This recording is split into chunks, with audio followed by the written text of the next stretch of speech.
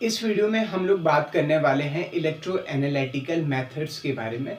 इस वीडियो में हम जानेंगे इलेक्ट्रो एनालिटिकल मेथड्स क्या हुए, उनमें क्या प्रिंसिपल इन्वॉल्व होता है और कितने तरीके से उन्हें क्लासिफाई किया जा सकता है।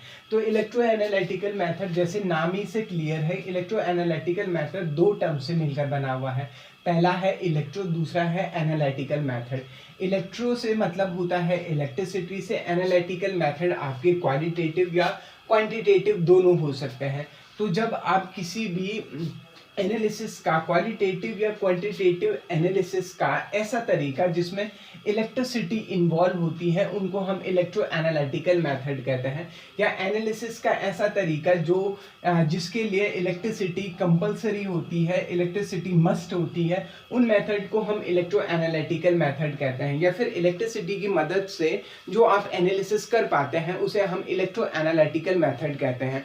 अब हम जानने की कोशिश करेंगे कि इलेक्ट्रो एनालिटिकल जो मेथड है वो कितने टाइप के होते हैं और उनके बारे में आगे बढ़ते हैं, कौन कौन से प्रिंसिपल उनमें इन्वॉल्व होते हैं। तो इलेक्ट्रो एनालिटिकल मेथड, मैं पहले एक फ्लो चार्ट बना देता हूं, उस फ्लो चार्ट से समझेंगे वन बाय वन। पहले हो गया है electro analytical method. Electro analytical method आपके दो तरीके के होते हैं। इलेक्ट्रो एनालिटिकल मेथड आपके दो तरीके से होते हैं। पहला हो गया है आपका बल्क मेथड, और दूसरा हो गया है आपका इंटरफेशियल मेथड। बल्क और इंटरफेशियल मेथड, बल्क मेथड और इंटरफेशियल मेथड। जब आप बल्क मेथड पे आते हैं तो बल्क मेथड आपके पास दो तरीके के होते हैं। बल्क मेथड में पहला तरीका होता है कंडक्टोमेट्रिक,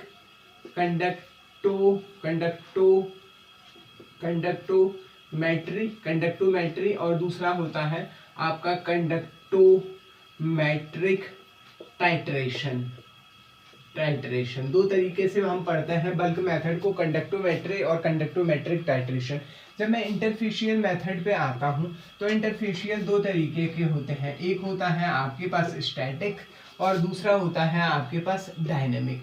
तो जब मैं स्टैटिक के पास आता हूं तो स्टैटिक मेरे दो तरीके से होता है। पहला होता है आपका पोटेंशियोमेट्री और दूसरा होता है आपका पोटेंशियोमेट्रिक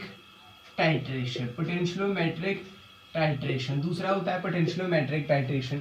जब हम डायनेमिक में आते हैं तो ये भी दो तरीके के होते हैं। जब आपका V इज वोल्टेज, आपका वोल्टेज कांस्टेंट हो जाए एक तरीका, और दूसरा तरीका जब आपका करंट क्या हो जाए, कांस्टेंट हो जाए। तो जब वोल्टेज कांस्टेंट हो जाए तो इन्हें हम चार तरीके से पढ़ते हैं। वोल्टेज कांस्टेंट होने वाले को पहले को कहते हैं हम कूलोमोमेट्री कहते हैं, दूसरे को हम कूलोमोमेट्री कहते हैं, दूसरों को हम वोल्टामेट्री कहते हैं, वोल्टामेट्री कहते हैं। एक होता है एम्पियरोमेट्री, और अगला होता है आपके पास इलेक्ट्रोग्रेवोमेट्री। तो इलेक्ट्रो एनालिटिकल मेथड का मैंने एक फ्लो चार्ट आपको बता रखा है यहाँ पे। इलेक्ट्रो एनालिटिकल मेथड दो तरीके के होते हैं। बल्क हो गए, बल्क भी दो तरीके से, कंडक्टोमेट्रिक और कंडक्टोमेट्रिक टाइट्रेशन। इंटरफेशियल मेथड में आते हैं, जब हम आते हैं तो एक होता है स्टैटिक, दूसरा होता है डायनेमिक। स्टैटिक को दो हिस्सों में, पोटेंशियोमेट्री और पोटेंशियोमेट्रिक टाइट्रेशन। डायनेमिक वाले में आप आते हैं जब एक तरीका जब वोल्टेज कांस्टेंट हो, दूसरा आपका करंट कांस्टेंट हो। जब वोल्टेज कांस्टेंट हो तो कूलोमोमेट्री, वोल्टमेट्री, एम्पियरोमेट्री और इलेक्ट्रोग्रेवोमेट्री। तो ये फ्लो चार्ट हो गया। अब हम वन बाय वन इसको डिस्कस करेंगे। तो सबसे पहले हम डिस्कस कर रहे हैं बल्क मेथड। बल्क मेथड क्या हुए इसके बारे में बातचीत करते हैं।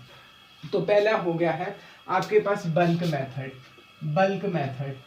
तो बल्क मेथड को समझने के लिए हमें समझना पड़ेगा कि मान लीजिए हमारे पास क्या है, एक सेटअप है, जिस सेटअप में आपके पास कोई भी इलेक्ट्रोलाइटिक सोल्यूशन है। यहाँ पे कोई भी इलेक्ट्रोलाइटिक सोल्यूशन है और यहाँ पे आपने दो इलेक्ट्रोड डिप कर रखे हैं। एक पॉजिटिवली चार्ज है, दूसरा नेगेटिवली चार्ज है, और दोनों को आपने एक मल्टीमीटर से कनेक्ट कर रखा है।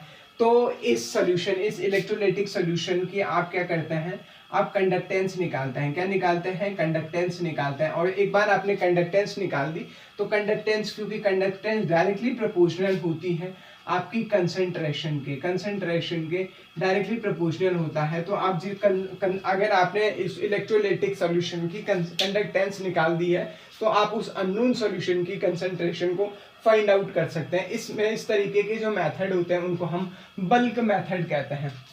बल्क मेथड दो तरीके से हम पढ़ते हैं। तो बल्क मेथड में जो पहला है वो है आपका कंडक्टोमेट्री में आप कंडक्टेंस निकालते हैं, उसकी हेल्प से आप कंडक्टेंस कंसंट्रेशन निकालते हैं। दूसरा होता है कंडक्टोमेट्रिक टाइट्रेशन। जब आप कंडक्टोमेट्रिक टाइट्रेशन के पास पहुंचते हैं तो टाइट्रेशन की हेल्प से आप कंडक्टेंस निकालते हैं। You find out the conductance with the help of titration की मदद से आप क्या निकालते हैं? कंसंट्रेशन निकालते हैं, तो उसे कंडक्टोमेट्रिक टाइट्रेशन कहते हैं। तो ये था पहला बल्क मेथड। अब आते हैं दूसरा आता है हम इंटरफेशियल मेथड पे। दूसरा मेथड जो है आपका वो है इंटरफेशियल मेथड। दूसरा हो गया है इंटरफेशियल मेथड। और अगर इस इंटरफेशियल मेथड को समझना है तो हमारे पास मान लीजिए एक इलेक्ट्रोलाइटिक सॉल्यूशन है। कोई भी इलेक्ट्रोलाइटिक सॉल्यूशन आपके पास है, उस सॉल्यूशन में आपने दो इलेक्ट्रोड को डिप कर रखा है। वैसे बेसिकली एक रेफरेंस इलेक्ट्रोड होता है और एक स्टैंडर्ड इलेक्ट्रोड होता है और एक इंडिकेटर या रेफरेंस इलेक्ट्रोड होता है। तो एक कैथोड का काम करता है, एक एनोड का काम करता है। तो हम यहाँ पे क्या देखते हैं, बल्क में हम सिर्फ जो सॉल्यूशन होता था उसकी कंडक्टेंस निकालते थे। लेकिन इंटरफेशियल मेथड में आपका जो सॉलिड इलेक्ट्रोलाइट है, उस सॉलिड इलेक्ट्रोलाइट की सरफेस और जो सॉल्यूशन है उन दोनों की सरफेस, उनकी इंटरफेस पे जो भी फिनोमिनन हो रहा होता है हम उसकी स्टडी करते हैं।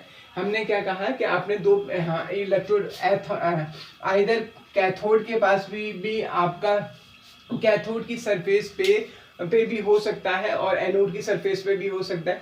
तो इंटरफेशियल में क्या है, जो आपका सॉलिड इलेक्ट्रोड है उस सॉलिड इलेक्ट्रोड पे आपका सॉलिड इलेक्ट्रोड की सरफेस पे और सॉल्यूशन में जो भी आपका इंटरेक्शन होता है उस इंटरेक्शन की हम स्टडी करते हैं। इंटरफेशियल मेथड को हम दो तरीके से पढ़ते हैं। पहला हो गया है आपके पास स्टैटिक मेथड हो गया है और दूसरा हो गया है आपके पास डायनेमिक मेथड हो गया है। स्टैटिक मेथड के पास जब आप पहुंचते हैं, स्टैटिक मेथड में है आप I = 0 रखते हैं। इसके स्टैटिक मेथड में आपको करंट की ज़रूरत नहीं पड़ती है, I = 0 होता है। जो स्टैटिक मेथड को हम दो तरीके से पढ़ते हैं। पहला हो गया है पोटेंशियोमेट्री और दूसरा हो गया है पोटेंशियोमेट्रिक टाइट्रेशन। तो जब आप पोटेंशियोमेट्रिक टाइट्रेशन की बात करते हैं तो आप टाइट्रेशन की मदद से आप पोटेंशियल को फाइंड आउट करते हैं, तो वो पोटेंशियोमेट्रिक टाइट्रेशन होता है। और पोटेंशियोमेट्रिक क्या होता है, पोटेंशियोमेट्री में आपके जो दोनों इलेक्ट्रोड हैं आप उन दोनों इलेक्ट्रोडों का क्या निकालते हैं, पोटेंशियल डिफरेंस निकालते हैं। तो जब आप डायनेमिक के पास पहुंचते हैं तो डायनेमिक भी दो तरीके से हम डिस्कस करते हैं।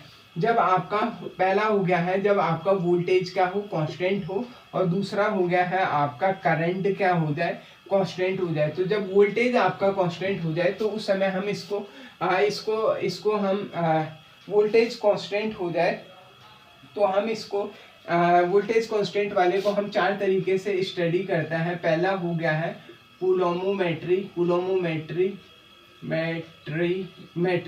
दूसरा हो गया है वोल्टामेट्री, तीसरा हो गया है आपके पास एम्पियरोमेट्री और लास्ट और फाइनली आपके पास हो गया है चौथा हो गया है इलेक्ट्रोगैवोमेट्री। कूलोमोमेट्री में आप क्यू को कैलकुलेट करते हैं जिसकी यूनिट कूलोम होती है।